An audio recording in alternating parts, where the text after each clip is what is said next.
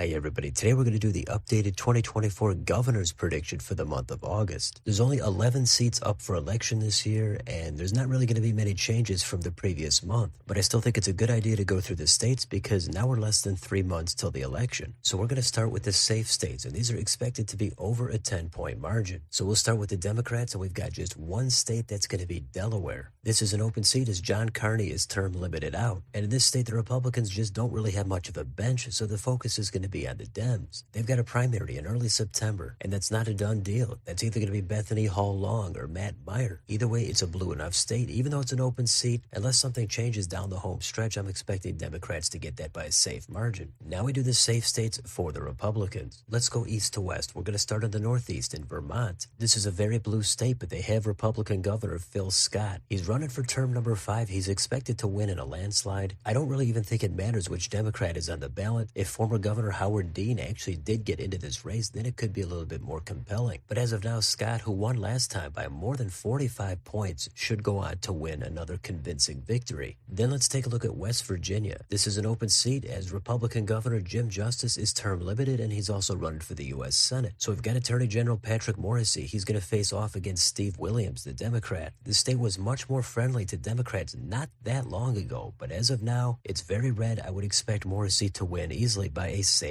margin. Continuing east, we've got the Hoosier state, Indiana. This is another open seat. We've got a lot of them on this map. Incumbent Republican Eric Holcomb, he's going to be out. And for the Republicans, we've got current U.S. Senator Mike Braun. He's trying to make the transition into the governor's mansion. He's the heavy favorite. Meanwhile, Democrats have Jennifer McCormick as their nominee. She is the former Indiana superintendent of public instruction, and she's also formerly a Republican. We saw something very similar happen in Oklahoma in 2022. In the end, it wasn't really competitive in that state, but Indiana is a different state. It's a different election. However, Mike Braun seems like a reasonable candidate. He already won statewide in the Senate. He took down an incumbent Democrat to do so. So for now, it still looks like it's going to be over 10 points for Braun. Then we've got Missouri, and it's yet another open seat as Republican Mike Parson is term limited. Now we know it is going to be Lieutenant Governor Mike Kehoe as the nominee for the GOP. A lot of people thought it would be Jay Ashcroft, but it's going to be Kehoe. He's going to face House Minority Leader Crystal Quaid in the general election. Given it's an open seat, anything could happen, but Kehoe is supposed to be a little bit more moderate as a nominee, and the state is pretty red overall these days, so it is going to stay safe for Kehoe, the Republican. Then let's take a look at North Dakota. Doug Burgum is deciding not to go for a third term, and now that state will be limiting their governors to 2 terms. But the Republicans have U.S. Representative Kelly Armstrong. He's the heavy favorite over State Senator Merrill Pepcorn. There's not really much to say about it. It's been many decades here since the Democrats were able to win for governor, so it is going to stay safe red. Next door, we've got Montana. This does have an incumbent Republican, Greg Gianforte. He's running for re-election. His opponent on the other side is Ryan Bussey. This isn't a state that gets a ton of polling, but the best guess is Gianforte should have a comfortable win on his hands. It is the kind of state that Democrats have had success, especially for governor, so it's not guaranteed this can't get closer, but for the time being, this looks likely to stay over 10 points and go safe. And then finally, we've got Utah. We've got incumbent Republican Spencer Cox. He survived a primary challenge, and he's facing State Representative Bruce King. I think it's going to be tough here for the Democrats to get anything going. They have a pretty thin bench, and the incumbent does seem pretty popular. This should easily stay way over 10 points. Now we can go down to the likely states, and these are expected to be between 5 and 10 point margins. We've got one of them. It's for the Democrats, and it's in the Northwest. That's Washington. Now we know for sure it's going to be Attorney General Bob Ferguson for the Democrats and former U.S. Representative and Sheriff of King County Dave Reichert for the Republicans. It's a pretty blue state, and like North Dakota for the Democrats, Republicans have had no success here winning for governor in a long time. But given it's an open seat, sometimes states want to change at the top of the ticket. We've seen Republicans in other blue states over the past couple of decades. It's certainly possible it happens in Washington. Ferguson seems like a decent enough candidate for the Dems. Reichert is probably a reasonable fit to be able to have some kind of crossover appeal for the GOP, and that crossover appeal is going to be important. So this could turn into an under-the-radar dark horse type of race, but for now the safe bet is to say that Ferguson, the Democrat, is going to win it. I don't think it's quite safe, but there's no way it's going to go down to leans just yet, so likely is the obvious rating. Now we've got 2 states left. Let's do them one at a time. We're going to start in the Granite State, that's New Hampshire. This is an open seat. Chris Sununu is retiring. He's not running for another term. Now there still is a primary to get through. That's going to be next month. For the Republicans, it looks like it's going to be former U.S. Senator Kelly Ayotte. Also in that primary, we've got Chuck Morris, who ran for the U.S. Senate just 2 years ago. Ayotte seems to have the most momentum at this point. Now in the Democratic side, they've also got two candidates battling it out. They've got Joyce Craig and Cindy Warmington. It looks like Craig is the more establishment pick, and Warmington is going to be more friendly to the progressive side. It's similar to the Republicans. It's not going to be a landslide, but it looks like Craig does have the advantage. In the general election, since it's an open seat, it might depend on the national environment, but it could easily be competitive. So until we get farther into this election season, I'm going to keep my rating the same. I think it's going to go toward the Republicans. Maybe you put it at leans, but I'm going to put it as a tilt for the GOP. The final state is North Carolina, and this has got to be the biggest and most high-profile race. It's an open seat. Democrat Roy Cooper is term limited. Democrats have Josh Stein, the state attorney general. Republicans have Mark Robinson, the state's lieutenant governor. And if you follow this race at all, you'll know that Stein is going to be less controversial and Robinson is going to be much more controversial. Robinson is going to get a lot of turnout, especially from Trump voters in his favor, and he's going to get some voters that are going to turn out specifically to vote against him. So I think Josh Stein's plan is to pretty much try to not rock the boat too much. Now, given the state legislature is overwhelmingly Republican, sometimes voters want to have the opposite party at the top of the ticket. We've seen it in other states. It's entirely possible it happens in North Carolina. Now, Trump is more likely than not to win the state at the top of the ticket. So theoretically, if Robinson just got that same level of support, he should be able to win the state. So the question here is how many voters are going to vote for Trump, but also cross over and vote for Josh Stein, the Democrat? It's really hard to say. It's such a tough call when you have a candidate that ignites so many different types of emotions. The polling has been scattered. Right now, I'm going to leave my rating the same, and I'm going to put it as a tilt for Stein, the Democrat. So after all that, we've got 8 Republican governors, 3 Democratic governors. No states actually flip it, but North Carolina and New Hampshire are right in the conversation. Outside of that, it's possible Washington becomes a dark horse race. So that's it. You might disagree on a couple of these close states, but you might also have a totally different take on one of these safe states. It all depends on the candidates, the type of campaign they run, as well as the national environment. So we're just starting to get into it. We're going to see what happens. But for now, let me know in the comments, what do you think about the 2024 governor's races? Does your map look similar to mine, or do you have 2, 3, maybe 4 changes? Let me know down below on your way out. Don't forget to like, share, and subscribe. Join if you'd like to support the channel. Thanks for watching, and I'll see you next time.